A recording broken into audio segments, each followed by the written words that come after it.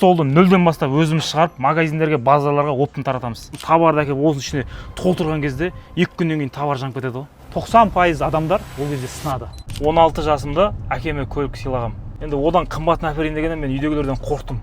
Ақшаны қаяқтан алдың деп.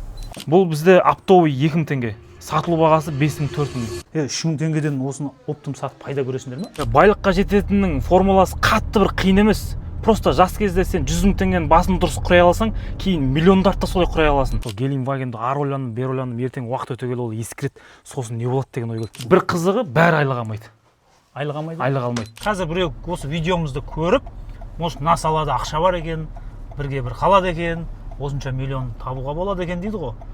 Ол егер сондай ниетпен кіретін болса, 80-90% қадалады. Конкурентке конкурент деп қараймыз ғой, олай қарамау керек. Конкурент деп бірімізден қашпай, наоборот, бірімізге бірігіп опыт алмасатын уақыт келді. 100 миллион қадалайын деп тұрған жерімнен ақыл істеп кетті ғой, оны қазір сол жақта айтамыз. Ассалаумағалейкум, қалайсыздар? Жалпы мен өзім YouTube-қа бірінші видеом деп айтсам да болады. Жалпы менің каналымды не үшін тыңдауыңыз керек десек, бұл кәсіпкерлерге арналған канал. Бұл каналда кәсіпкерлерді зерттейміз, тарихын зерттейміз, қалай осы деңгейге жетті. Мен өзім кеудемді керіп жүрмін, 19 жасымда кәсіпкер болдым деп. Бүгінгі кейіпкеріміз 16 жасында әкесіне автокөлік әперген, 17 жасында өзі автокөлік алған. Ол кезде жаңағы Германияның автокөлігін, BMW машинасын өзіне алған кәсіпкердің кәсібіне барамыз. Ол қалай көтерілді, қалай бастады, қалай банкрот болды. Қазіргі таңда ол кәсіпкердің қолында 30 шақты адам жұмыс жасайды.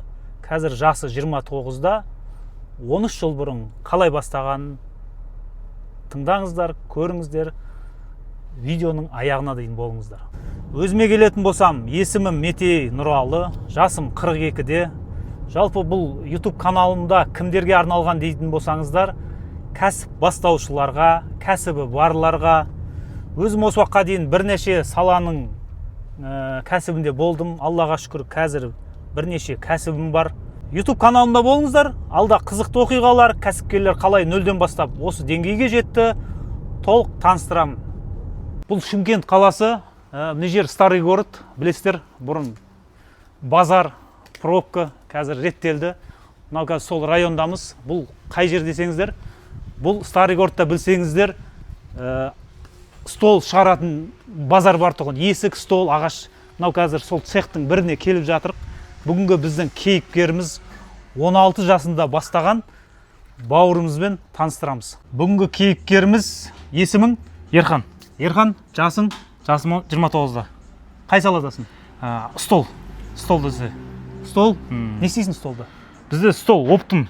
Жер столдан бастап, жалпы бізде столды жалпы өндіресің ғой, иә? Столды нөлден бастап өзіміз шығарып, магазиндерге, базарларға оптом таратамыз. Шымкент қаласында қанша пайыз сенің столыңды пайдаланып жатыр деп айтсақ болады? 70% десек болады, 70-80%. Қалай бастадың? Біз бастаған кезде, мен ең алғаш мектеп кезде бастағам, негізі менің ең алғаш клиенттерім көршілерім болған. И сол қарасам көшелер алып жатыр, и осы неге қалаға келіп істемеске деп суота базар күні келетінімде оптом таратып кететін. Мектеп болғанда қай сынып? Бір 8-7 класстың кездерінде ғой, 8 класста келемін. Ерте дамыған екенсің. Мен өзім кәсіпке 19 жасымда келгем да, сен 7-8-ді. Кейде мен көкірегім дұрам, 19 жаста кәсіп бастадым деп. Сенің жаныңда мен сәл ұялып қалдым. Өйткені көршілер қызықтырды ғой ақшаға. Ақшаға қызықтығы, мен сабақ үлгерім нашар болғаннан кейін мен түсіндім, точно сабақта мен бір жетістікке жете алмайын деп. Осы столды қалаға келіп істейін деп, қалаға әкелдік та, оптом таратып кететім. Суота базар күні, демалыс күні келем, оптом таратып кетем. И мен сабақ оқи берем, келесі аптаға дейін мен ақшам дайын болады. Әр апта сайын сөйтіп өткізіп отырдым да, ақшам көбейе бастады. Жалпы Ерхан, тоқташы, кәсіпкерлерге 16 жасында кәсіпті бастадың, дұрыс па? Қазіргі таңда қанша адам жұмыс жасап жатыр қолыңда? Қазіргі таңда 30-ға жуық жұмыс жасап жатыр. 30 адам жуық адам жұмыс жасап. Жылдық оборотың қанша қазір? Дәл 25-те қанша болды жылдық оборот? Дәл қазір $1 миллион десек болады. $1 миллион жылдық оборотың, иә? Осы стол саласында, иә? Иә, стол саласында. Құрметті көрермендер, біз кейде кәсіпті мынандай үлкен масштабқа кетудің қажеті жоқ. Қарапайым үйде отыратын 3 адам, 4 адам, 5 адамдық мынандай столдарымен ғана миллиондап миллиардтап жасап жатқан кәсіпкерлер бар. Соның бірі Ерхан бауырымыз, жасы 29-да. Енді Ерхан, цехқа кірейік. Кеттік. Құрметті оқырмандар, өзімнің оқырмандарыма мынандай 3 стол сыйлыққа сыйлаймыз. Мынандай оқтай тақтайымыз бар. Жалпы бар жоғы 10 сыйлық бізден. Ол сыйлықты ұтып алу үшін міндетті түрде видеоны ақырына дейін көріңіздер. Сол жерде барлық шарттар жазылған. Ерхан, сонда ең бірінші кәсіп дәл осы жерде болды ғой, иә? Мына жерде әрбір бөлме, мына ішке бір бөлмені арендаға алған болатынбыз. Ол кезде жасым 17-те, маған сенбейді. Сен алдап кетесің ары бер деп. Сөйтіп арендаға алдық. Алдап кетесің десе, түрің алдайтын сияқты болған ғой. Жас бала болғанбыз ғой, сенбегенде. Сразу нақты кәсіпке келейік. Міне, Ерхан бауырымның істеп жатқан цехы. Мынау стол не өзі? Қазір бұл хит болып жатыр. Өйткені білесіз ғой, елімізде домдар өте көп. Соған байланысты мынандай жиналмалы столдар. Мынау жиналады чемодан болып. Осыдан керек емес кезде балконға бір шетке қойып қойғанға өте ыңғайлы. Мынау, қазір жасалу процесі отыр. Осыдан жиналмалы. Мына аяқтар қалай, құлай ма? Құлайды, әлі толық бітпеген. Осыларды жасап шығарамыз. Дайындар ма мыналар уже? Жалпы 17 жаста келдік, осы бір цехта арендаға алдық. Қасыма бір бала тарттым, екінші баланы тарттым, жай. Екінші цехта алдық арендаға. Әрбір есік бұл жерде бөлек-бөлек. Үшіншісін алдық, төртіншісін алдық, бесіншісін алдық, сөйтіп дамай бердік. В общем, сол кезде бір 7-8 балаға дейін жұмыс жасадық. Мына столдың сатылу бағасы қанша қазіргі? Дәл қазір 30-35 мың теңге нарықта. Мына бір стол, Оптовый 25 мың бізде. Көтермесі 25 мың теңге. Енді құпия болмаса, өзімдік бағасы қанша мынаның бір столдың? Өзімдік бағасы 17-18 мың. 17-18 мың. Бүкіл балдар, ағаш, бүрлік, барлық нәрселер кірген кезде сол бағада тұрады. Жақсы. Енді мына бөлмеде не бар? Бұл бөлмеде посуда сататындарға не істейміз біз? Тақтай наборлар береміз. Наборлар опым өткіземіз. Бұл бөлек сала. Жалпы оптовый осылайынан тақтайлар жібереміз. Бұл біле белсеңдер, мынау қараңыздар. Мынау дайын ғой уже? Дайын. Мынау кәдімгі қазақтың беш бармағын ұрып жүрген нәрсе осы дайындалады ғой, жалпы қыз жасауына, сыйлық қана бойдақ жігіттерге үйленсін деп ырымдап береді ғой. Типа солай қатты сатылады бұл. Посуда сататын жерлерге опым өткіземіз. Несі бар? Ет турайтыны бар, тақтайы бар, оқтайы бар, Бұл қанша теңге бұл қазір? Бұл бізде оптовый 2000 теңге. Сатылу бағасы 5000-4000 нарықта. Енді оптымға ол 1300 алғандарға да 2000 теңгеге осындай дүние жақсы. Жалпы біз ағаш саласында жүргеннен кейін осындай ағашпен шығатын дүниелерді қосып қойғанбыз да, столдан бөлек. Жалпы бұл цехта қанша бала жұмыс жасайды? Дәл осы цехта, кішкентай цехта. Дәл осы цехта дәл қазір 12 бала жұмыс жасайды. 12 бала жасайды. Жалпы барлығында. Ағашты ояды, біреу кеседі, біреу құрастырады, біреу кеседі, біреу құрастырады. Бір қызығы бәрі айлық алмайды. Айлық алмайды? Айлық алмайды. Тегін істей ме? Жоқ, істеген жұмысына қарап алады. Кім пысық, көп ақша табады. Кім жалқау, аз ақша табады. Ешкім ұтылмайды. Сухой блатнойлар жоқ десей бұл жерде? Сухой блатной жоқ. Қазір көп кәсіпте сухой блатнойлар бар. Тек тілі сөйлейді, қол жұмыс істемейді, бірақ айлық беретін кезде неге кешіктірдің дейді, неге маған айлық дұрыстап бермейсің дейді. Бұл жерде сонда по факту қанша стол шығарады, соған айлық шығарады. Бастапқы бала 700-800. Қай жүйені қолданып жатсың? Жүйе өзіңдікі ма? Жүйе жалпы бәлкім или Кайзен, Европаның жүйелерін әкеп орнаттың ба? Жалпы бәрінен сұрап, соны өзімізге сай келетін ыңғайлы қылдық қой. Күнде мына столдан қанша стол шығарады балдар? Надан күнде именно осы тақтай набордан 100 шығарады. 100 шығарады. Екі бала 50-50, негізі 3 бала, әрқайсысы 50-50-ден шығарады минимум. И осыны біз оптын таратып отырамыз. Бір столға қанша теңге бересің шығарғанына? Бұл енді тақтай набор именно бұған 500 теңге алады. Полный бәрін бітіп, упаковать етіп бітеді. Біреуіне. Демек, бір адам 50 стол шығарса 25 мың теңге. 50 тақтай набор. 25. Оның үстіне мынау ойғаны, кескені, бәрі кіреді. Бәрі кіреді. Ең соңында мынау паштықпен упаковать етіп қояды. Сол кезде дайын болады өнімі. Мына бөлмелерде бізде ең арзан сегменттегі столдар шығады. Баяғыдан келіп жатқан и дальше өте беретін өнімдер. Мына столға мысалға, осы столдар. Қанша теңге осы? Енді сатылу бағасы 10 мың, 12 мың, бірақ бізде оптовый 3 мың теңгеден басталады. 3 мың теңгеден осыны оптым сатып пайда көресіңдер ме? Көреміз. Біз күніге 30-40 штук сатқаннан кейін количествомен көреміз ғой пайданы. Біз көп қойып тұрмаймыз да. Түсінікті. Уақытысында мен осындай старый городтан осындай столдарды машинама салып алып кеткен күндер болды. Иә, бұл столдар алып кету доставка проблема болғаннан кейін біз чемоданды қостық қой. Сол қазір Қазақстан бойынша кетіп жатыр да. Доставкасы тиын шығады. Жиналады. Жиналады. Көп жерді алмайды. Үйге де удобно да, үйдің видін құртпайды. Бұл қай цехың, Ерхан? Бұл цех мені есейткен деп айтсам да болады. Біз енді ана жақта симағаннан кейін осы жерде арендаға алдық. Бірақ бұл жерде қалай есейтті сен? Бұл жерде бір қызығы 2021-де мен 7-8 балаға дейін жұмыс істеттік та, жұмыстан қамтып. Ақшам көбейді да менің. Ақшам бәрін товарға салам, товарды әкеліп осының ішіне толтырған кезде 2 күннен кейін товар жанып кетеді ғой. Цех біреудікі. Ар шетінде тағы бір кісінің товары бар. Мына цех жанып кетеді. Сосын барып осы жерде есейтіп. Қанша сумманың товары жанды? Енді ол кезде бір 6-7 миллионның суммасы жанды 2021-де. Стресске түстің ба? Иә, енді ол кезде менің деңгейіме әжептәуір. Жасың қаншада болады ол кезде? Ол кезде жасым 24 болып тұр ғой. Сол шамасы, иә? Стресске қанша күн жаттың? Жатқан жоқпын. Түнгі 1-де біз осы жерден қайтсақ, мен өзіме мынандай сұрақ келді. Ерхан, қолынан не келеді? Енді бәрі сынақ Алладан. Давайте сен күнде 8-9-да тұрып жүрсең, бүгіннен бастап таңғы сағат 6-та тұрды, әрекетін жаса деп. Таңғы 6-та тұрып, келіп, бұл жерде бізде мастерлердің көбісі ауылдың балдары еді. Ауылдың балдары өте жақсы ғой, негізі қарапайым. Жабыл осыны ремонттап, қайттан с нуля. Демек, сол жағдай сені қамшылады ғой, иә? Иә, қамшылады. Мен сынып қалмайын, қайта одан күшейін, мықты болайын деп. Иә, өйткені армандарым өте көп болды. Енді болмаш нәрсеге сынбау керек дедім да. Сонда Ерхан қазір алдағы осы деңгейіңе жеткеннің осы өрт себеп десек те бола ма? Иә, өрт себеп болды. Жанған дүние бір дым нәрсе қалмай бүкіл жанып кетті да.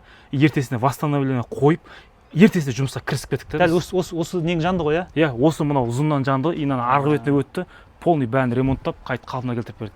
Көп адамдар, мен 90% адамдар ол кезде сынады. Иә, сынады. Сынады, кәсіп менікі емес. Бұл маған келген нәрсе. Бұл сіз 2021-де 6-7 миллион 23-24 жасар кәсіпкерге ол өте соққы.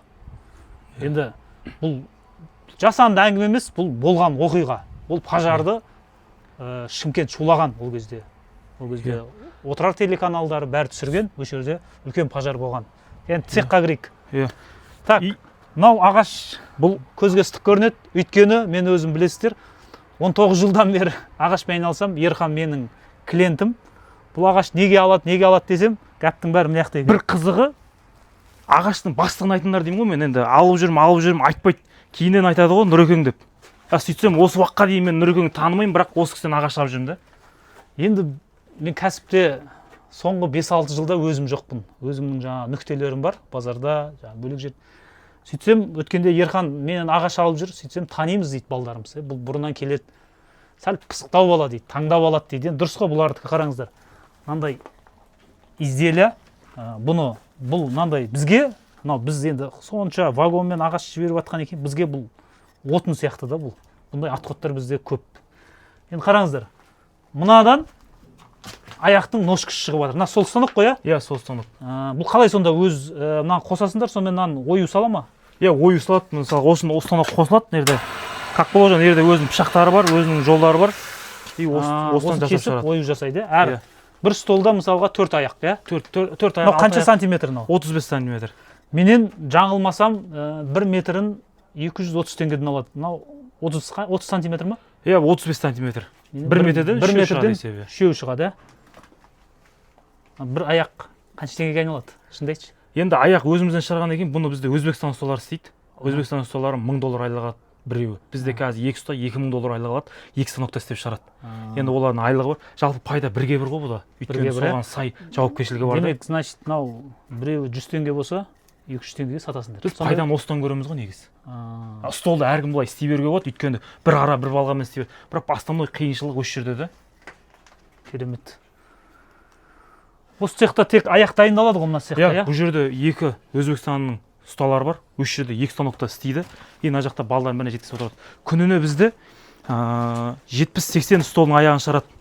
Мына стол оюлары дайын болып келе ма? Иә, бұның бәрін өзіміз қолдан жасаймыз. Жалпы осы чемодан стол бізде күніне 50-60 стол шығады ғой, бір күнде. Соны сатып үлгеріп отырамыз ғой. Мынау краска ма, әлде күйдірілген ба? Бұның күйдірілгені де бар. Бұл краскасы да бар. Краскасы бар, иә? Иә, краскасы да бар, 2 түрлі. Күйдірілген қымбат жүреді, иә? Күйдірілген кішкене қымбат жүреді. Бірақ бұны дастархан жабады, көбісі оған қарай бермейді. Мынау тоже бір цех, иә? Бұның арнайы қайрақтары. Мынаны шешіп алып, мощность істей береді. Мынау қайрақ қымбат тұрады, таптырылмайды.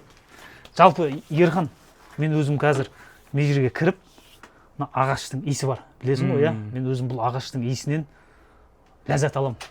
Ұнай ма өзіңе осы істеп жатқан кәсібің? Иә, ұнайды. Өйткені мен 5-ші класстан бастап осыдан ақша тауып бастадым ғой. Көршілерге стол сатып. Сол 5-ші класстан бастап менде ақша болмай қалған күн болмаған да. И содан жақсы көрем. Бұрын айтатын еді маған. Нау, не деген деп. Мен нанышы. Мен енді қазір бұл жерде өзім осы салаға жақын болған екен. Мен мынаны шайнап жегім де келеді мынау. Өйткені бізде опилка ғой.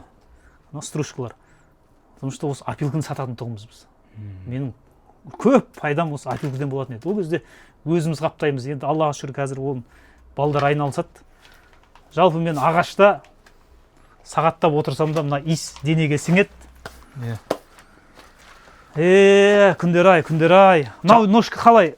Үлкен ножкалар ма бұл? Иә, бұлар үлкен ножкалар. Бұл дайын сатып аласыңдар ма бұл? Бұны сатып аламыз, кейде өзіміз жасай береміз. Мынау бізде ортасынан бөлінеді. Үлкен ағаштан істелінеді ғой. Негізі бізді көтерген осы столдар. Өйткені мынау два в одном да, ортасынан шешесің, қаласаң жер стол, қаласаң биік стол аласың. Осының мықты аптабай болдық. Ерхан стол десе Шымкентте осымен таниды бәрі. Шымкентте өз столдар істейтіндердің арасында танымалсың ғой. Иә, абыройың бар. Мен енді саған келгенге дейін біраз зерттедім осы салада. Топ 5 десек соның ішінде екенсің, оны зерттеп көз жеткіздім. Құрметті оқырмандар, мен кез келген бір адамды кеп түсірмеймін, потому что Ерханды өзім білемін, жұмыс істесіп жүрмін. Біраздан бері біз Ерхан екеуміз бір-екі жерде бір ортақ бизнес клубымыз бар, Алтын сандық, және де Қошқар ата деген клубымыз да бар. Ерханды өзім білгеннен кейін, кәсібі адал, халал болғаннан кейін осы кәсібіне келіп таныстырып жатқан жайым бар. Алдағы уақытта бұндай видеолар көп шығады. Бірақ менің бір айтатыным, бірінші видеом ғой, мен еш харам кәсіпке бармаймын. Оны сразу айтып қояйын видеомда да. Ертең менің бір таныстарым қапа болуы мүмкін. Сол кезде осы видеоны көрсететін боламын. Тек халал, адал, еңбекпен ешқандай жаңағыдай сетевой, жаңағыдай бір кәсіптер болады ғой, бір тұңғиық цифра жоқ, ақша саласың, пирамида сияқты. Ондай кәсіп мен көзім жетпегеннен кейін мен ондайды көрсетпеймін де, айтпаймын да. Мен мынаны кәсіпті білемін. Қалай істелінетін, қалай жасалынатын.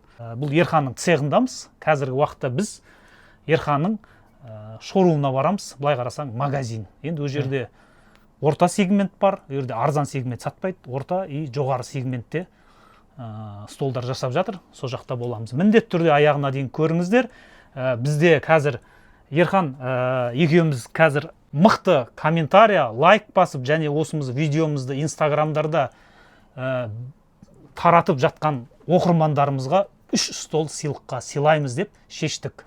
Алдағы уақытта осы столдарды көресіздер, және видеоның аяғына дейін болыңыздар, пікір қалдырыңыздар, таратыңыздар, бізбен болыңыздар. Құрметті көрермендер, қазір біз цехтан шықтық. Ерханның ең алғашқы бастаған өзіне ыстық жерден. Қазір Ерхан, біз қай жерге бара жатырмыз? Қазір біз өзіміздің шоурум бар, үлкен сегменттегі столдар шығаратын, қымбат залға арналған столдар шығаратын екінші цехымызға кетіп бара жатырмыз. Ол жерде столдың түрлері барлығы бар ғой? Иә, ол жерде столдың түрлері, любой ассортименттер бар, және де сол жерде бізде сату мамандар бар. Енді қазір столда, Ерхан, өзің столда білесің, өздерің конкуренттерің бар, дұрыс па? Иә. Сол конкуренттердің осындай шоурумы, осындай нүктелері бар ма? Жоқ, оларда цех, бізде шоурум әрі цех. Сенде компанияның аты қалай аталады? Хан стол. Хан стол, иә? Инстаграмда, соцсетте барсыңдар, иә? Иә. Түсінікті. Так, жалпы Ерхан, мынандай сұрақ болып тұр менде. Бәріміз жігітпіз. Бұрын ата-бабаларымыздың аттары кәдімгі айғыр, кәдімгі көкпар шабатын аттар. Қазіргі енді білесің, қазір біздікі осындай темір тұлпар. Ең алғаш темір тұлпарың өзің табысыңмен алды ма, или әке-шешең алып берді ма? Мен ең алғаш көлікті әкеме сыйладым. Сол кезде $1,500 алғанбыз. Бірінші көлікті өзің емес, әкең? 16 жасымда әкеме көлік сыйлағам. 16 жас? Иә, 16 жасымда. Мен тағы мақтанам ғой кейде. 21 жасымда көлік алғам өзіме, бірақ әкеме алмадым. ол кезде әкем көлігі бар еді. 21 жаста алғам. Сонда сен менен қанша жас? 5 жас. 5 жас. Иә. Негізі қазіргі жастардың дамып кеткен ше. Біз енді анау СССРді көрдік. СССРдің аяғын көрдік. Біз кішкентай жетістікке осы болады деп сәл баяу өскендеріміз де болды. Енді сен 16 жаста машина мініп жатсаң. Керемет, қандай машина алып бердің? Жигули семерка. Енді одан қымбатын әперейін дегенде мен үйдегілерден қорқтым. Ақшаны қаяқтан алдың деп. Өйткені мен ақшаны өзім білдірмей жинадым да. Наркотикпен айналысып жүрсің ба деген сияқты. Үйде не болып кете ма деп. Сонда сенің сол кезде кассаң отбасыдан бөлек болды ғой сол кезде? Мен айтпай жинадым ғой. Түсінікті. И артынша өзім 8 айдан кейін 10-ды бітірдім. 11 класстарым 11 класс оқып жүрген кезде мен қайтсам да мощный машинамен барам дедім да.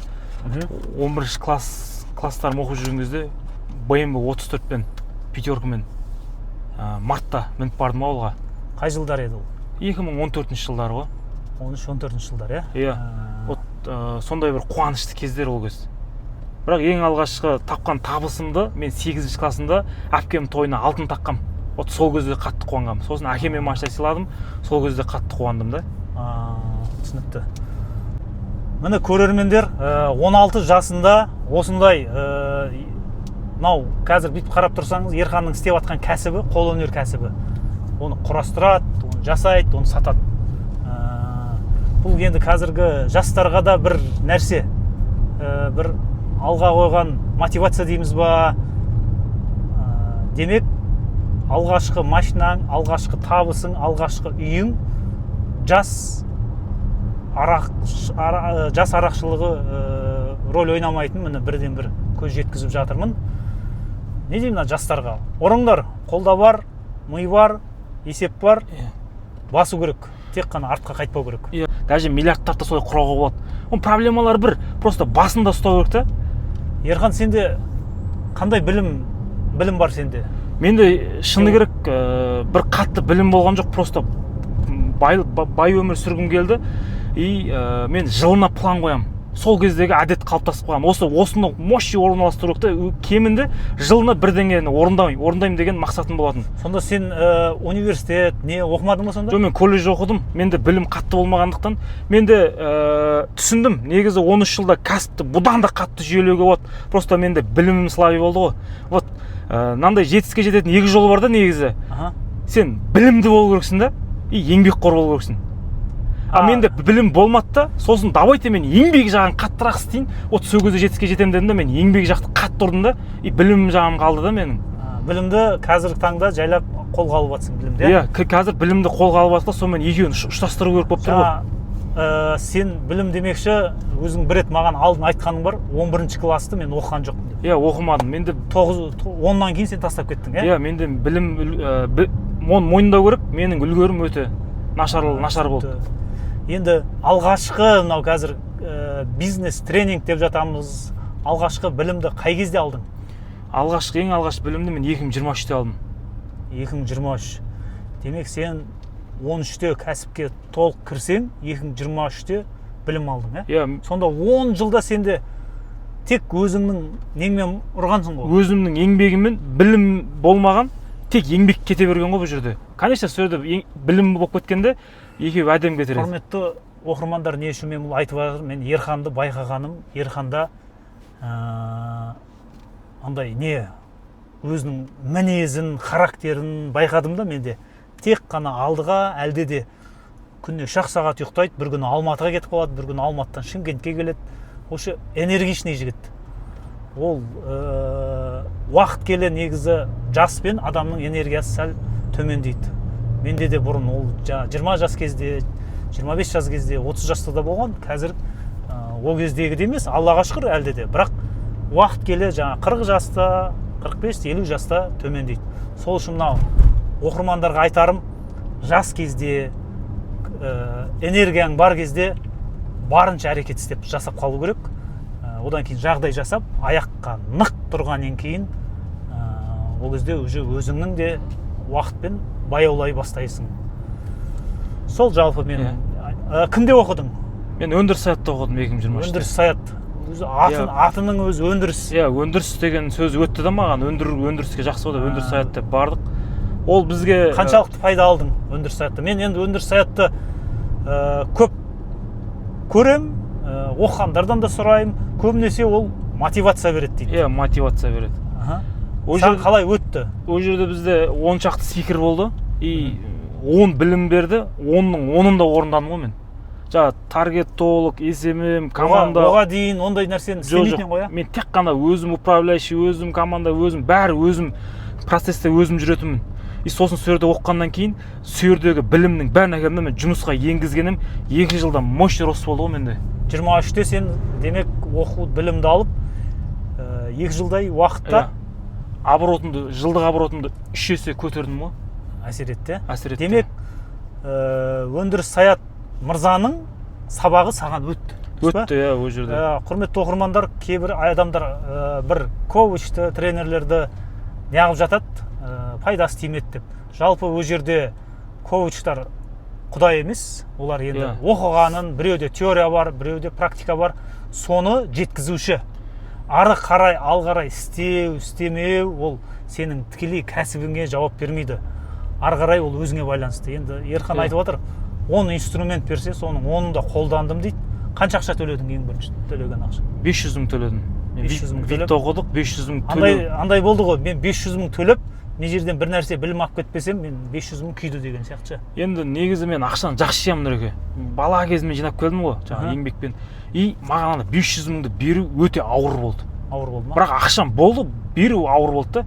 Бірақ одан мен даже 10-20 есе, даже 500 мың мен үшін 50 теңге сияқты болып қалды ғой, білімді алған кезде ше. Жалпы білім нені береді? Даже любой спикерден бөлек ол жерде орта ғой.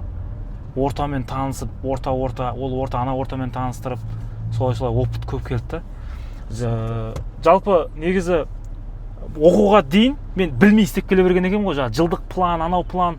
Жалпы мен жаңа 16 жасымда әкеме машина алдым, 17-те өзіме, 18-де қаладан жер алдым, 19 жасымда стройка бастадым сол жерге, 20 жасымда үйлендім. Солай әр жыл сайын бір планды айтпақшы, біз бағанадан бері кәсіпті айтып жатырық, машинаны айтып жатырық, жаңа өзімнің 17 жасымда машинамды алдым деп тұрсың. Қай уақытта отбасылы болдың? 20 жасымда. 20 жаста отбасы болдың. Сен бәр нәрсені ерте бастаған екенсің ғой, мен өзім 28 жасымда отбасы болған.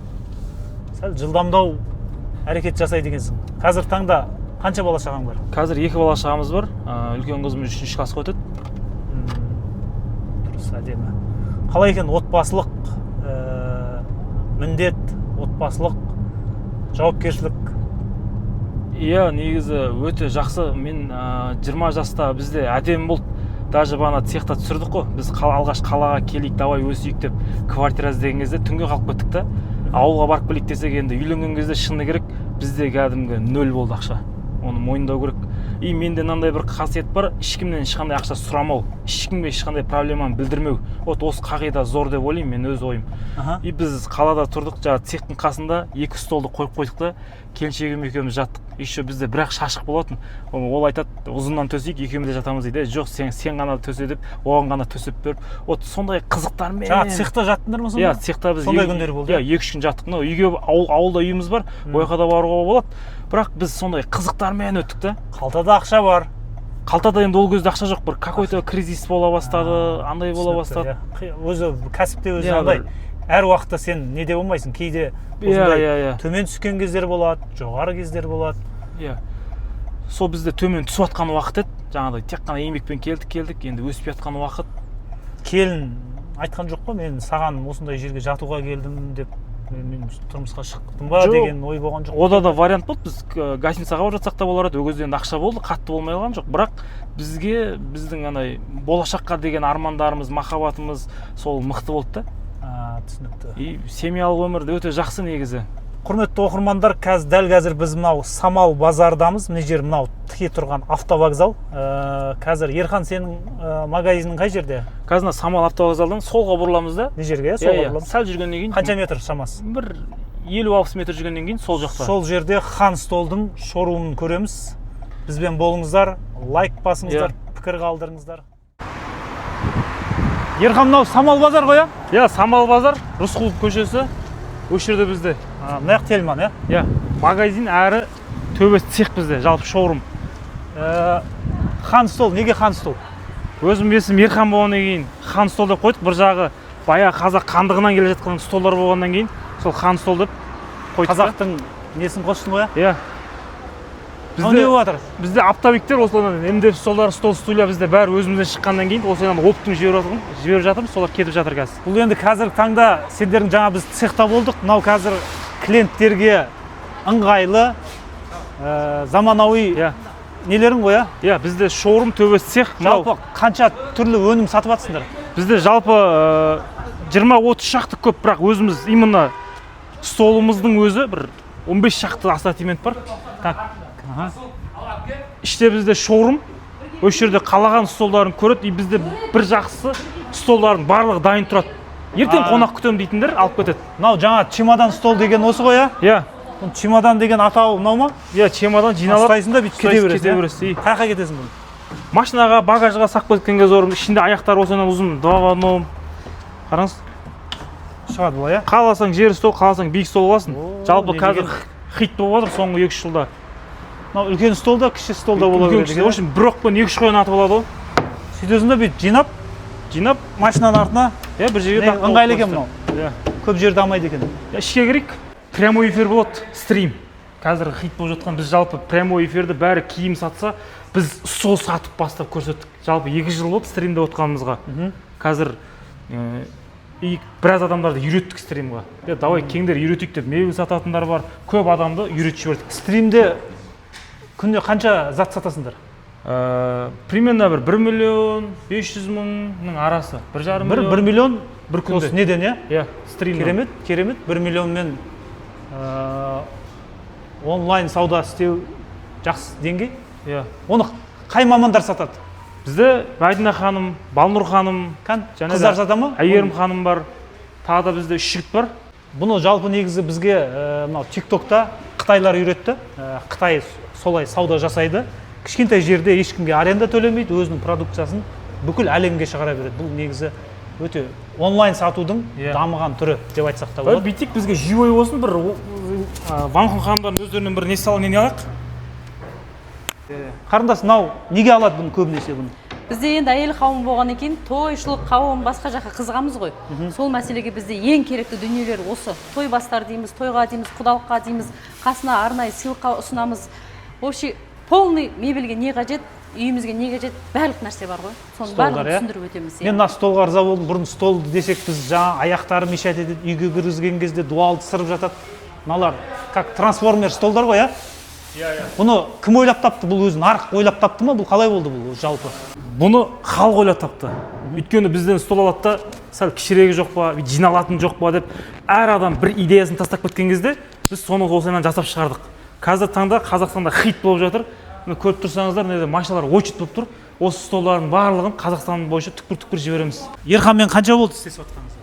Біз енді 1 жыл көлемінде болды. Осы жаққа мен сату менеджер болып келгем. Негізі бізде бір курста кездесіп, сол жақтан келіп, осы жерде біліммен алмасамыз деп, сонымен компанияны зерттеп, полный мен де осы жерге келдім. 1 жылдан бері келіп, ары қарай идея кірді, біз сатуға пайдаланайық деп. Сонымен Ванхун жағын қолға алдық.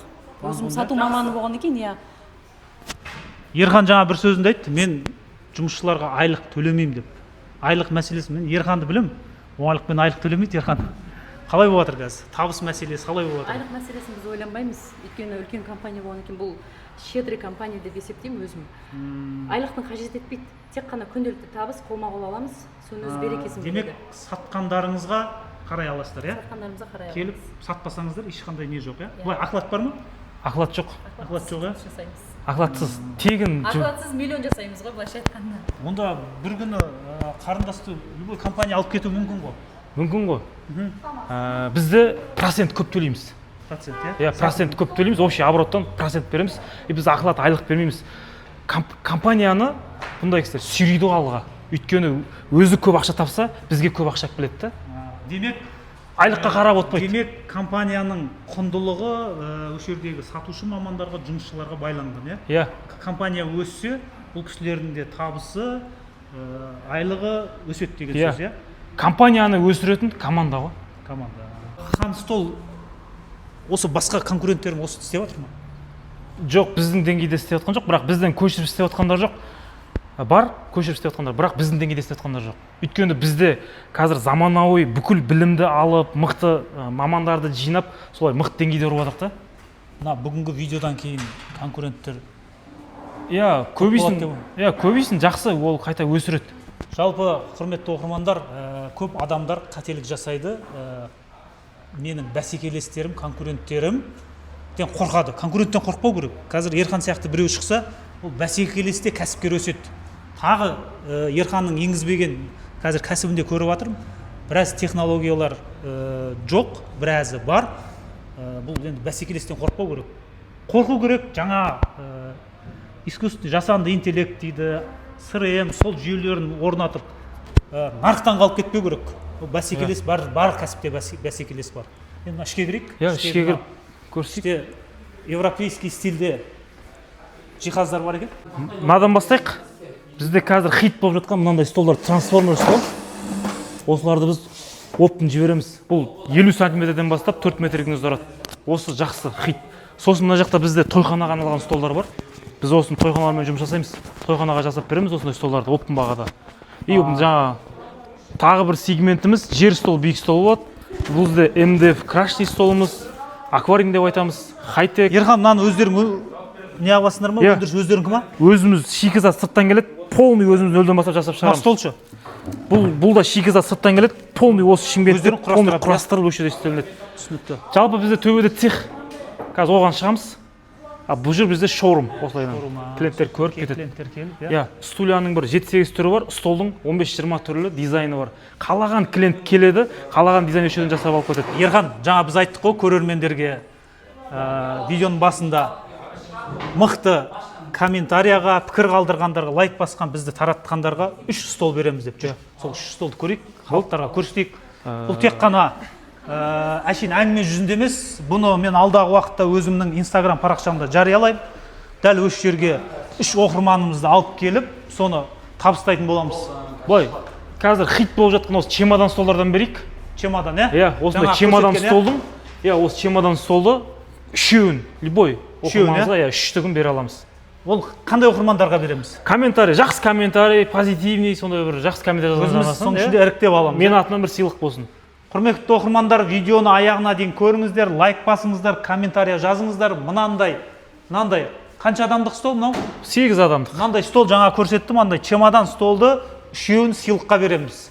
Онымен қосымша кейбір 3 адамға жетпей қалғандарға мынандай турайтын, жаңа тақтай дегендер қосымша тағы сыйлығымыз бар.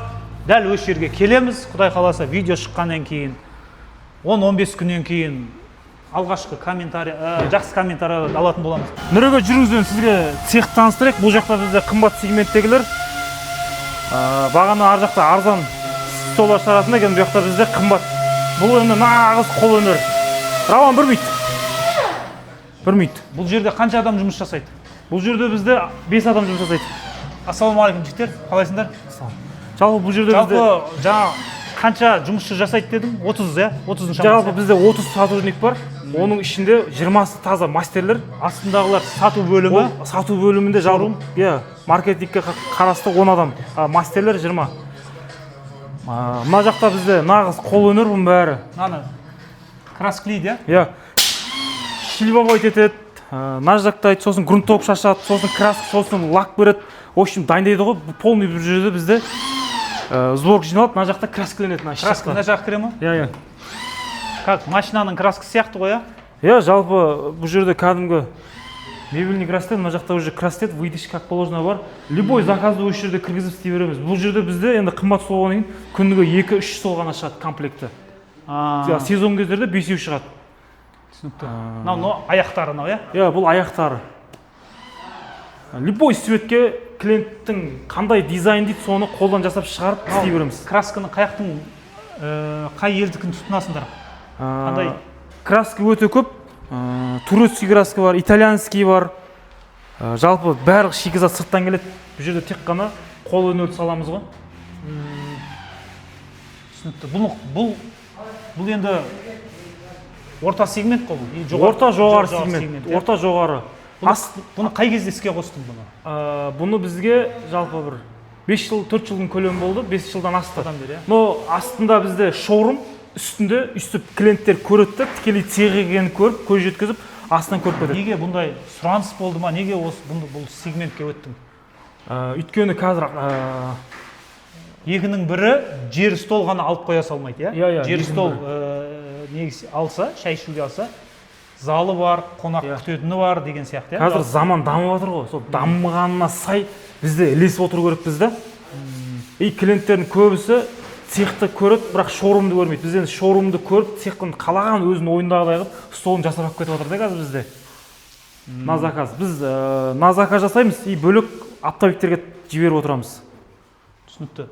Енді Ерхан, цехты көрдік, шоурумды көрдік. Мынау оқырмандарға не пайда бере аласың? Сенімен бірге серіктестік болуға ма? Бәлкім осындай кішігірім бір кәсіпкерлік сенімен бірге дилерство жұмыс жасауға ма? Сондай нелер бар ма? Хан столда сенімен вообще серіктестік болуға бола ма? Жалпы жас мамандарды үйретесің ба? Жалпы енді білмегендерін сұрақ білетіндер өте көп, соны бөлісеміз. Бұл жерде бізде бір минус елімізде айта кету керек. Конкурентке конкурент деп қараймыз ғой, олай қарамау керек. Негізі бірігіп шай ішу керек, сұхбаттасу керек, бір-біріміздің опытымызды бөлісу керек. Біз маған мысалға мынаны үйрену үшін 10 жыл опытым кетті да, уақытым кетті. 10 жылда біз осыны 7-8 жыл алдын бастадық. Ол кезде қатты тренд не емес, соңғы 5-6 жылда қатты өте бастап жатыр бұл. Жалпы сол білімімізді бөлісу керекпіз ғой. Ана конкурентке хабарлассаң ол қашады. Анамен сөйлессең ол қашады. Мысалға мен мына столдың бір 10 түрлі түрін білем, а олар 1-2 түрін біледі. Или кейде олардың білмеген мен білем, олардың білмеген. Егер менің осы видеодан көріп бір оқырман саған келіп жатса, сен ашықсың ғой білімге, ашықсың. Жалпы бірге жұмыс істесуге, жалпы үйретуге, дұрыс па? Вообще проблема жоқ. Өйткені білімді арқалап кетпейміз ғой. Білімді кейінгілерге үйретіп кету керек. И мен көбінесе жұмысқа жастарды қабылдаймын. Өйткені тез үйренсін. Көбісі оқымағаннан кейін не істейді олар? Ішеді, шегеді, стройға кетеді, өмірін құрғыртады. Оқымағандарды хотя бы мен алып еңбекке баулып жұмыс жасасын давай деп мүмкіндік беруге үлес қосамыз. Болашақ өткен жастардың қолында да. Түсінікті. Ерхан, қандай сату каналдарын пайдаланып жатсың қазір? Бізде AmoSRM бар, таргет жібереміз, Instagram, TikTok, ванкундар прямой эфирге сатады. Нені көрсетіп жіберейік? Бізде осы жерде 2 сату момын бар. Именно осы таргетке жауап береді. Нені тұртпышсыз отырады? Жақындаңыз. Қазір бізде AmoSRM-мен сөйлесіп отыр. Мына жерде клиенттің үйінің размерін көріп, осы жерден прямой заказ ала береді. Асылжан деген жігіт, Дастан деген жігіт болатын. Тағы да. И мақта бізде прямой эфирге сатамыз. Ең қызығы, Инстаграмға таргетке қанша ақша жұмсап жатсың айына? Біз күніне $50, айына $1050. Сезон кезде одан көп еселейміз. Каналдың бәрін пайдаланып жатсың ғой? OLX пайдаланып жатсың, Каспи пайдаланып жатсың. Магазиніміз бар. Instagram, TikTok. Instagram. Осының ішінде ең бастысы біз оптовикті оптым жібереміз. Оптым? Ешқандай рекламасыз. Оптовиктерге барып кете береді бізде. Мына жақта бізде шоурум прямой эфирге кіреді. Қазір оны қалай жұмыс істеп жатқанын көрсетейік. Қазір сыртта көрсетіп отыр. Ванхун, вампир қыздар қайда? Міне жарыққа шығайық. Қанша адам отыр қазір? 74 адам. Қан көрсетсеңіз мынаяқтан. 74 адам отыр. Полный осы нелерді сату арқылы. Қараңыз. Бұның процесі былай. Мына жақтан нөмір қалдырады, екінші адам мына жақта сөйлеседі. Көрдіңіз ба? Вообще сатылғандарды ары қарай сатылғандарды ар жаққа қарап сөйлеседі. Бұл жақта Балнұр ханым сөйлейді. Осыдан 2 адам істейді. Жалпы біздің Шымкент қаласы осыған үйренді ма? Осы Ванхун деген. Әлі аз негізі. Аз, иә? Біз өзіміз бір 7-8 адамды үйреттік. Өзіміздің таныстарды. Олар жақсы алып кетіп отыр. Бұл Ванхун деген құрметті оқырмандар бір пайдасы, егер сіздер бір 500-400 квадратты алып, ол жерде сіз былай қарасаңыз офлайн клиент күтіп отырасыз, клиент келемін. Ал бұның бір жақсы жері, мына жерге аренда төлеп жатыр. Және қосымша онлайн саудасын жүргізіп жатыр. Күніне айтып жатыр жаңағыдай 19 стол, 20 стол, 50 стол сатамыз дейді. Бұл өте керемет ол. Ешқандай аренда төлемейсіз, ақыры онсыз да аренда төленіп жатыр. Бұл онлайн сауданы, бұл жаңа технологияларды, жаңа мүмкіндіктерді кәсіпкер ретінде пайдалану керек. Ал конкуренттен жаңа тағы айтамын, қорықпау керек. Білсеңіздер алдында тек сайқымазақтар отырады ғой прямой эфирде. Кірсең сондай кейіннен киімдер кіре бастады, кейіннен біз бірінші жоқ осы столды тықтасадық қой. 2 жыл болды ма жемісін жеп кеп жатырық. Ерхан, енді біз мына жерді көрдік, ендігі 3-ші нүктеге барайық. Сол жерден бәрін халыққа көрсетейік. Қандай жетістікке жеттің? Ерхан бауырымыздың бір қазір үлкен стройкасы бітті. Жаңа цех салынды, сол цехқа кеттік. Қазір біз Ерханның жаңа цехына бара жатырмыз. Енді Ерхан, осы стол саласында бастадың, осы саланы жүргізіп жатсың, Аллаға шүкір. Осыға дейін бұдан басқа қанша сала жүргіздің? Қай салада плюспен шықтың? Қай салада қадалдың? Соны айтып жерсің. Жалпы енді кейде андай болады, жұмысың жақсы жүре бастаған кезде артық жаңартылса бір салаға тығып бастаған келеді, бір адамдармен танысып, эмоциямен басқа бизнес ашқың келеді. Сондай ғой, кейде тез асығып атамыз да. Енді асығыс шешім қабылдап бір 3-4 кәсіпте қадалдым мен. Нақтылақ келсе, қандай кәсіптер бастадың? Донор хит аштық біз, лаваш центр. Қаншаға минусқа кетті? Оны біз Арғынбектің бойында аштық, сол жерден қателік жібердік. Ол кезде бір 1,5 миллиондай кетті ол кездегі ақша. Қанша уақытыңды алды? Жалпы бір 2-3 ай уақытымды алды ол менің. И 2-3 айда бір 2-3 миллиондай минуспен шықты ол жерден. Сосын барып, арада тағы біраз уақыт өткеннен кейін жер алдым жоңышқа егуге. Сөйтіп, енді постоянно түсіп тұрады ғой деп. Ауыл шаруашылығына кірдім. Сөйтіп, жерді мен арендаға алған жоқпын, мен сатып алдым ғой. Басты осы жерде көп кәсіпкерлердің қателігі ең бірінші әлі ақша түсірмейтін, әлі осы салада не жоқтарға бірден кіру. Мысалы, сен айтып отырсың, бірден сатып алдым деп. Егер арендаға келсең, соны көрдің, арендасы болмады, барып қайтып арендасын келсесің, или арендасын қайтып өткізесің болды. Мен ол жерде 10 гектар жерді сатып алдым, 10 гектар жерді арендаға алдым да, 15 гектар жерді точно. Сөйтіп сол жердің бәріне мен жоңышқа ектім. Жоңышқа еккен кезде мен де жалпы ол жерден бір 9 миллиондай ма минуспен шықтым ғой. Қайтып жерді сатылымға қойып, осы саладан шықтым мен, ол жақ кірмейтін болдым. Сол аралықта сөйтіп жүрген кезде жүгеріден жақсы пайда келеді екен, жоңышқа болмаса деп, мен жүгеріге ақша салдым ғой. Сол жерге ектіңдер ма? Жоқ, басқа жерге ектік. Басқа жерді арендаға алып, басқа жаққа ектік, басқа бір жігітпен келісіп, ол жерден де қадалдым. Менің түсінгенім, ол салада менің опытым жоқ, мен кірмеуім керек. Қазір өте көп қателік мен өзімнен екен да. Асығыс шешім қабылдау, біліп кірмеуді ол салаға. Жалпы сабақ білмейтін кәсіпке кірудің вообще кірмеу. Жалпы кіруге де болады. Оны серіктестікпен кіру керек. Сол салада білімі бар. Жалпы қазір сенің хан столда ақша түсіріп атқаның сенің салаң емес қой негізі. Жалпы салада емес қой мәселе. Мәселе сенің сол салаға арнаған уақытыңда. Көп кәсіпкерлер қателеседі. Мен мына салада супермін, мына салада номер 1-мін. Мен, значит, басқа салада да мықты боламын. Жоқ. Бұл сенің опытың 10 жылдап, 15 жылдап сол опытың қазір сенің жемісін беріп жатыр. Қазір біреу осы видеомызды көріп, может, мына салада ақша бар екен, бірге бір қалады екен, осынша миллион табуға болады екен дейді ғой. Ол егер сондай ниетпен кіретін болса, 80-90% қадалады. Мәселе менің 19 жылда өзімнің ағашта кәсібім бар. Кәсіпте менде опыты бар. Қай кезде ақша салу керек, қай кезде салмау керек, қай жерде тоқтау керек. Ол жылдап сақталады ол бойында. Қалай істеу керек, кіммен қалай істеу керек, қазір нарық қайға өзгеріп жатыр. Сол анализ жасап, сонымен қорытынды шығарамыз. И менің тағы да қадалмаған ағаш саласында, айналасында жүрген кәсіптерім қадалған жоқ. Сосын біз ауылдан пилорам аштық. Ол жаға да бір 4-5 миллиондай ақша кетті. Ол енді ақтады. Қазір ол прибылда. Одан қадалған жоқпын. Ол жақсы жүріп жатыр ауылда. Көрдің ба, сенің қазір істеп жатқан ағашқа қатысы бар, ұсталық, анауда ағашқа бар. Оны түсінесің сен, станок түсінесің. Түсінгенім үшін мен оны қадалмағам. Тағы да 3-4 нелерді аштық, олар жүріп кетті жақсы. Осы менің қадалғаным осы 2-3 саладан кірдік, содан қадалды. Тағы да 1-2 майда шүйделер бар енді олар. Құрметті оқырмандар, ол қателікті барлық кәсіпкер жібереді деп ойлаймын. Мен де өзім осы 23 жыл кәсіпте жүріп, химия саласына да кірдім, футбол мектебінде аштым. Аллаға шүкір, футбол мектебінен бәрі жақсы. 1-2 салаларда біраз ақша жоғалттым. Енді ол маған жоғалту деп ойламаймын мен оны. Өзіме ол сабақ, үлкен сабақ алдым. Сабақты сатып алдым десем де болады. Менің сол ең қымбат сабағым сол 9 миллионға түсті ғой. Зато қазір любой адамға айта аламын. Негізі біздің қателігіміз барып сұрау екен ғой. Қайта сұрау адамдардан.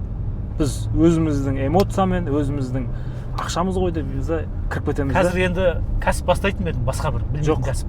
Жоқ. Лучше ол ақша үйде тұрған жақсы.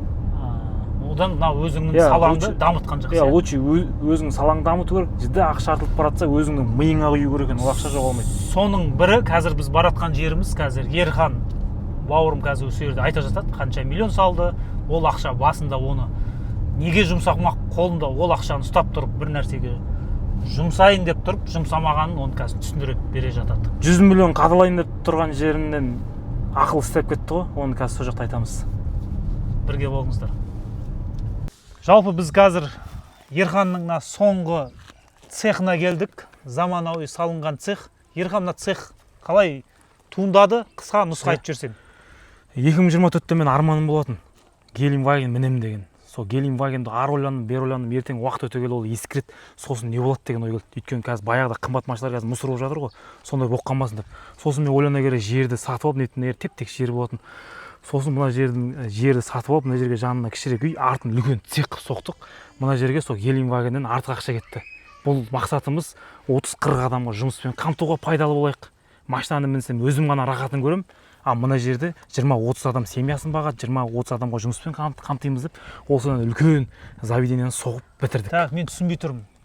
Гелендвагеннің ескілерде бар, 15 миллиондығы да бар, 20 миллиондығы бар.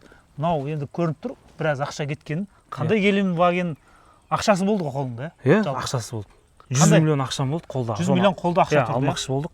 Сосын жаңасын алмақшы болдық. Жаңасын алмақшы болдық. Оған кеткен ақшаны лучше мен осындай заведение соғайын деп осы жаққа салдық ақшаны. Сол шешімді өкінесің ба, өкінбейсің ба? Жоқ, өкінбеймін, өйткені бұл болашаққа деген, нақты дамуға деген. Жалпы қанша квадрат метр бар? Жалпы 2000 квадратура, полный бәрі аумағы. Толық бітті ғой, Иә, толық бітті, сәл-сәл жұмыстары бар. Жалпы енді біз бір балға, бір арамен ғана бастадық. Қаладан қазір 2 үйіміз бар. Мынау бізде уже заведениямыз бар. Жалпы жетістігіміз солай. Қадалған қаншама бизнестеріміз бар. 1-2 шетелге демалғанымыз бар. Жалпы соның барлығы адал еңбекпен, бір ғана шегемен, балғамен бастағанның арқасында. Қазіргі жастарға айтарымыз, любой кәсіпте, любой жұмыста байып жағдайын жасауға болады. Просто шыдамдылық керек, еңбек керек, табандылық керек, білім алу керек. Құрметті оқырмандар, енді мына зданияны қазір біз сыртынан көріп тұрық. Енді ішке кірейік. Шын мәнінде қандай ғимарат салынды? Кірейік. Мына жер бізде үйдің алды. Пока что стройгілі жүріп жатыр, әлі толық бітпеп жүр. Балдар кеткен. Мына бізде үйде көретін жақ, мына бізде үйдің алды. Үсті бізде полный үй. Өзбек ағайындар сияқты екенсің да, мына жерде тұрасың да, мына жерде жұмысың, проездге ақша кетпейді екен. Негізі өзбек ағайындар осыны көп қолданады. Мына жерде үй, цехты бақылауда, ешқандай жолға біз қазекеңдер қайтамыз, біз қазекеңдер бітеміз. Біз үйді қайтпастан сап аламыз. Складтан қолыстан аламыз. Екі ортада қанша уақыт бар? Жолмен өмірің өтіп кетеді. Прок бар, жол бар, шаршайтының бар. Сөйтеміз де жұмысқа кеттік деп қоямыз. Әйелің звондайды, жұмыстан келіп жатырмын деп қоясың. Жолда жаңағыдай қанша кіресің. Мынау зор екен мынау. Келіп нерден бақылайды? Под контролем екен. Контроль. Мына жерде жабамыз. Мына жақ үйдің алды бір бөлік, мынау барота. Бізде осы склад неге кіріп кетеді. Жалпы мынау бізде цех асты-үстімен. Свет. Мынау не деген? Биіктігі қанша мұнан? Биіктігі 4 метр. Жоқ, 3-те 70 па, 380 сондай. Жалпы үлкен газельдер кіреді ғой. Мынау керемет екен мынау. Мына жақ енді мына жақты уақытша бөліп қойдық. Цех бола ма, не болады бұл? Бұл жерде біз сезон бізде жаңа жылда бұл жаққа біз стол жинаймыз. Склад, стол, стулья. Мынау заманауи станок сияқты ғой мынау, Біз осылардың бәрін әкеп тексереміз. Тағы да сыртта бір-екі цехтарда нелеріміз бар, осындай станоктарымыз. Бәрін бір жерге жинау керек біз. Жаңа ғимарат, жаңа станок деген осы ма? Тағы бір-екі станоктарымыз келеді. Бұл жерде жаңағыдай любой дизайнда, любой суреттерді сала береді. Лазермен ояды ғой, лазермен. Не жерге? Атыңызды, жалпы брендіңізді, любой адамның магазиннің брендін осы панельдерге сызып жіберетін боламыз. Нұралы Метей деген стол жасап беруге бола ма? Любой. Өзің логотиппен? Любой. Жалпы біз қазіргі сезон емес кездің өзінде 50 стол сатамыз, 50 адамның арманын орындаймыз. А сезон кезде біз нереально үлгере алмаймыз. Сол үшін осы жаққа складты полный заттар жинаймыз осы жаққа. Мына жерде мықты нерде ертең жігіттер келеді, осы жерден аламыз, мына жаққа складты пайдаланамыз. Төбесі бізде тоже. Бұл мына жігіттердің бөлмесі ма? Иә, жігіттердің бөлмесі. Осы жерде жатады, упаковать етеді, орайды, жұмыс істейді, бір процесстерді істейді. Мына төбесін склад қыламыз. Төбесі полный склад. Екі этаж ғой. Молодец, мынандай ғимаратты екінің бірі қолынан келмейді кейде. Иә. Анау қарбалас кезде мына жерге төсекті төсеп жүр, жатып алып. Аллахқа мың да шүкір, мынандай зданияны мен салдым деген.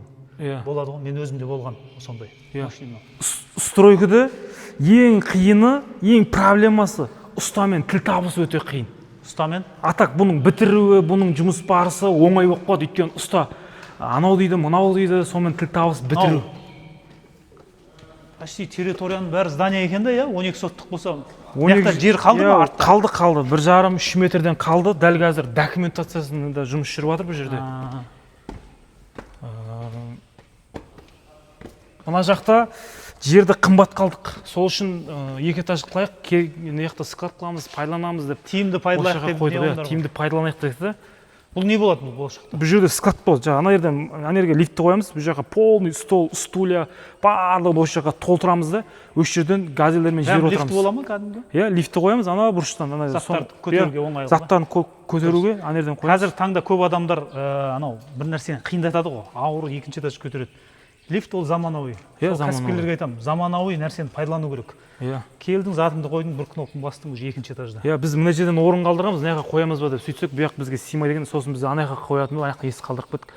Заттарды қоямыз, бұл жерде полный бізде стол, стульяның ассортиментін осы жаққа толтырамыз да, осы жерден бүкіл Қазақстан бойынша оппен жіберіп отырамыз. Қойма ғой. Қойма. Не үшін үйді алдынан соқтым? Өзім қарап, соның бәрін тексеріп, басқасы. Қазір мен жаспын ғой, мен қонақ күтетін, құдағи болатын жаста емеспін. Жас кезінде осы жерде жақсылап, басында әрі охранник. Мен түсінгенім, бұл болашақтағы үйің емес, бұл кәсіп әрі үйің, дұрыс па? Әрі үй. Болашақта жаңа таза үйді, ол басқа районды көздеп отыр. Менің үйім қазір Асар 2-де Шым Ситиді білесіз ба? Сол жақтан біз кәдімгі проектпен үйді бастап қойғанбыз. Бірақ әлі толық бітпеген. Жалпы негізі үйім сол жақта. Түсінікті. Жаңа айтып жатқаным сол ғой, бір арамен, бір балғамен жағдай жасауға болады. Мен байқағаным бұл Ерхан бір күндік емес, бір жылдық емес, бір 10 жылдықты жоспарлайды деген байқағаным. Бұл негізі кәсіпкерде ең керек нәрсе, бұл жаңа стратегия деп айтылады. Стратегия, кәсіптік стратегия бар, өмірлік стратегия бар. Соның бәрін бірге ұстап жүрген, әр жерде тұрады, үй. Өзбек көрген ғой бұл жігіт, Тұрбаттың жігіті. Ол жақта өзбек ағайындар өте пысық. Болашаққа қарасақ, бұл жерде біз үлкен склад қылып қолданамыз. Мына жақта бізде көршілер ештеңе жоқ, бәрі өзіміздің де, құдай қаласа қазір. Біз магазин сатып алсақ ба деген жоспарда бар алдағы уақытта. Қаладан магазин сатып алып, астын подвал қылып, астында подвалда тоже жаңағыдай оборудованияларды алдырып, сол жерде жасап, үстінде жаңағыдай шоурумымызды үлкейтсек па деп жатырмыз да.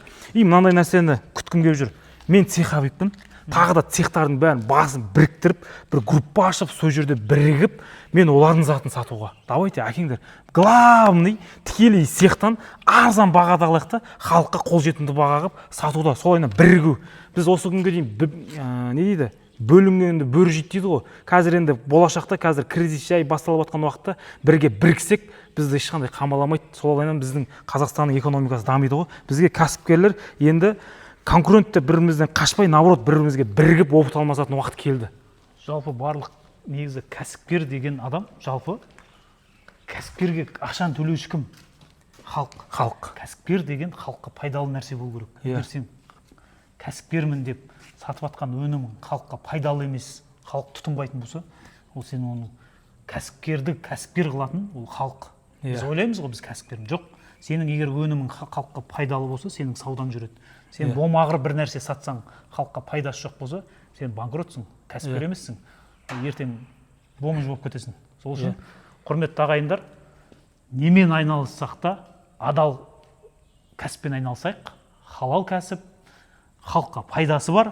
Кейбір кәсіптер бар, халық тұтынады, бірақ ол халыққа зиян мөлшерде, өте зиян мөлшерде, жаңағы ішімдік, наркотик, оның түкке пайдасы жоқ.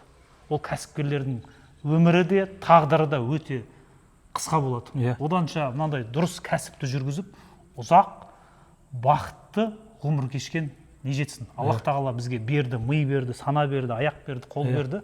Соны дұрыс бағытқа жұмсасақ, өмірдің бақыты сол емес па? Аллах тағала бізге екі дүниенің бақытын берсін. Құдай қаласа, келгендеріңізге рахмет. Ерхан бауырым, бүгінгі сұхбат керемет өтті. Мынау сұхбатты аяғына дейін көріңіздер, лайк жазыңыздар, комментарий қалдырыңыздар. Алдағы бұндай сұхбаттардың саны өте көп болады. Бұл бірінші сұхбат. Енді қате кемшіліктер болса, дұрысынан түсініңіздер. Бізде бірінші сұхбат сәл қобалжыған кездер болды. Жалпы барынша шынайылықты көрсетуге біз әрекет жасадық. Бұның айтылғанның бәрі өмірден, тарихтан болған оқиғалар. Күндеріңіз сәтті өтсін, құрметті оқырмандар. Аман болайық, бар болайық. Қазақстан халқы мықты болсын. Еліміз аман, жұртымыз тыныш болсын. Бітті осымен, тош кісін.